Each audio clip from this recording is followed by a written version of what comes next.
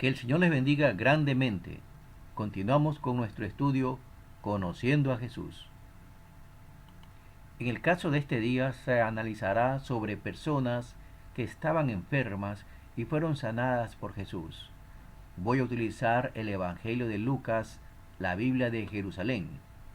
Lucas capítulo 4, versículos 38 hasta el 41. Saliendo de la sinagoga, entró en la casa de Simón. La suegra de Simón estaba con mucha fiebre y le rogaron por ella. Inclinándose sobre ella, conminó a la fiebre y la fiebre la dejó. Ella, levantándose al punto, se puso a servirles. A la puesta del sol, todos cuantos tenían enfermos de diversas dolencias se los llevaban, y poniendo él las manos sobre cada uno de ellos, los curaba. Salían también demonios de muchos, gritando y diciendo: Tú eres el Hijo de Dios. Pero él conminaba y no les permitía hablar, porque sabían que él era el Cristo. En el versículo 38, Jesús va a la casa de Pedro, quien estaba casado, y la mamá de su esposa estaba muy enferma. El versículo dice que tenía mucha fiebre. El texto paralelo en el Evangelio de Mateo dice que estaba postrada en cama con fiebre, lo que da a entender que la enfermedad que tenía esta mujer estaba muy avanzada y la señora sufría mucho.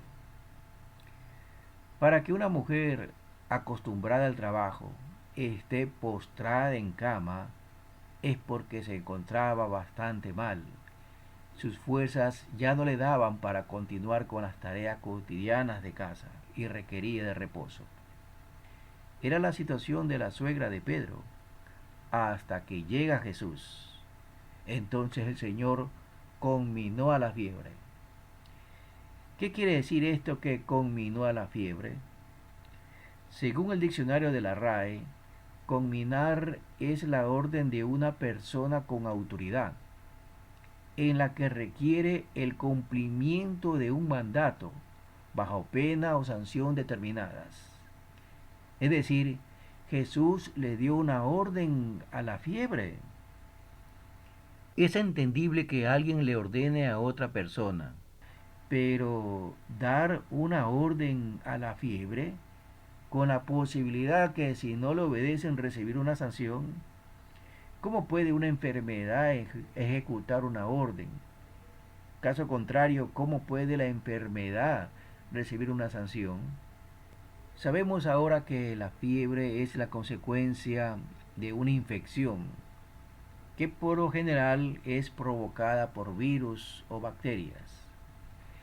El cuerpo, en su lucha natural contra estos microorganismos, provoca la fiebre con la intención de crearles un ambiente desfavorable para que los virus o bacterias no continúen reproduciéndose. Entonces, lo que podemos entender es que Jesús reprendió a los microorganismos que habían enfermado a la suegra de Pedro. Estos seres tan diminutos tuvieron oídos para obedecer la orden de Jesús.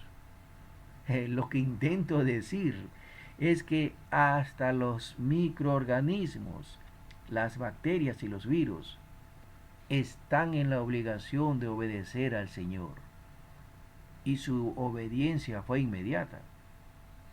Como resultado, el evangelista narra que la señora, también de forma inmediata, se puso a servir a Jesús y a los que con él venían. Luego de este milagro de sanidad, las personas de la localidad aprovecharon para llevar a sus enfermos a la casa de Pedro. De alguna manera se habrán enterado de lo sucedido.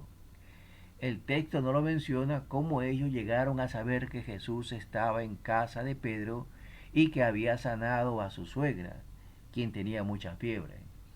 Sin embargo, después de cumplir con sus tareas, siendo oscuro por la puesta del sol, Todos quienes tenían enfermos en casa con diferentes enfermedades trajeron a Jesús para que el Señor los sane.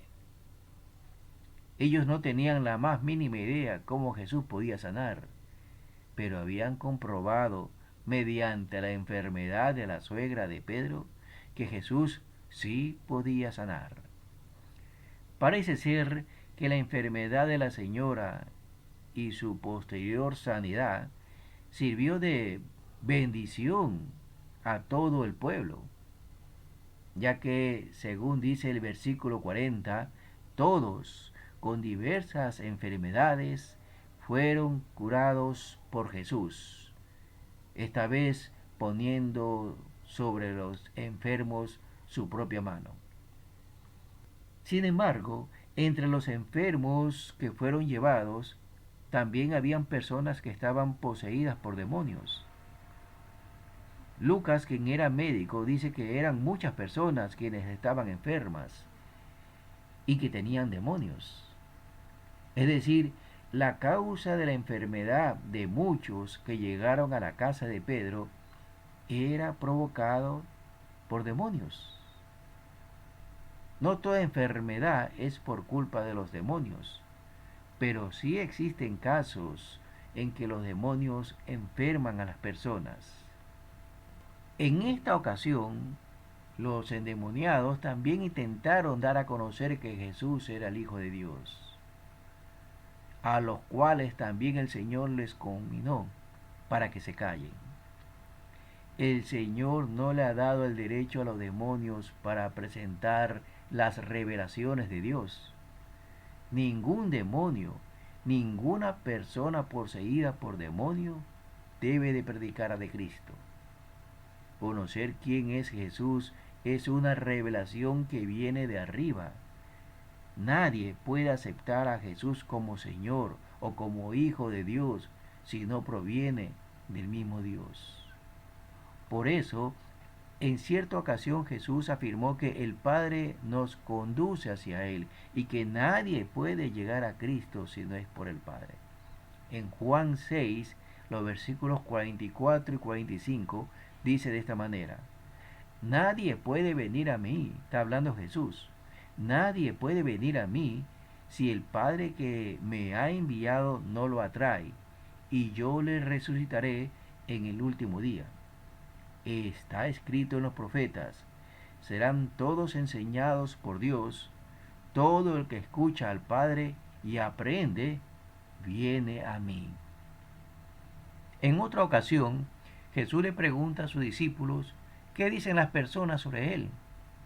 Unos afirmaban que era Juan el Bautista, otros que era el profeta Elías, otros pensaban que era el profeta Jeremías o algún otro profeta. Luego le pregunta sobre la opinión de ellos. Le leo en Mateo, en el Evangelio de Mateo 16, los versículos 15 al 17, lo que sucedió. Díceles él: ¿y vosotros, quién decís que soy yo? Le pregunta Jesús a sus discípulos. ¿Quién decís que soy yo? Simón Pedro contestó: tú eres el Cristo, el Hijo del Dios vivo. Replicando Jesús le dijo: bienaventurado eres, Simón, hijo de Jonás, porque no te lo ha revelado esto la carne ni la sangre, sino mi Padre que está en los cielos. Conocer a Jesús como el Cristo, como el Mesías, como el Hijo de Dios, es una revelación que viene de parte de Dios. Una persona puede oír, leer, memorizar que Jesús es el Hijo de Dios. Eso es bueno. Pero no es lo mismo cuando el Padre Celestial pone esa convicción en la mente o en el corazón de la persona. Cuando predicamos acerca de Jesucristo, es solo una predicación o una enseñanza. Y lo hacemos porque el mismo Jesús ordenó a todos sus discípulos que enseñemos lo que Él ha enseñado. Quienes enseñamos, estamos obligados a utilizar la Biblia como principal recurso de la enseñanza. y esperamos que sea Dios quien revele o descubra el mensaje de su palabra en cada uno de quien escucha. Así que Jesús no quería que sus discípulos o las personas aprendan de los demonios o de los endemoniados.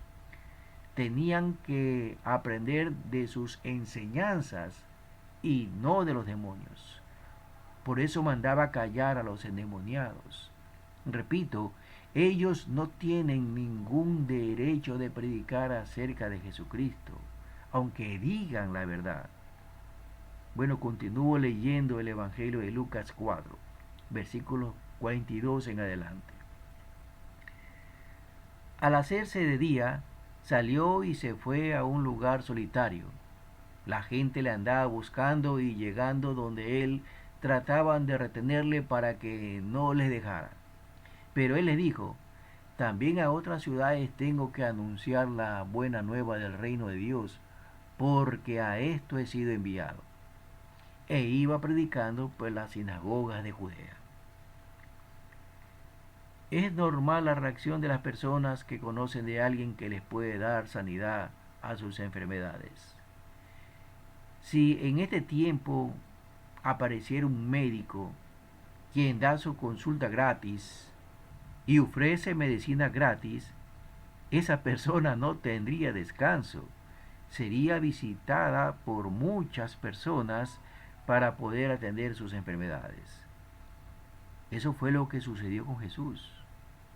Apareció alguien que les curaba gratis y las sanidades que experimentaban eran de forma inmediatas.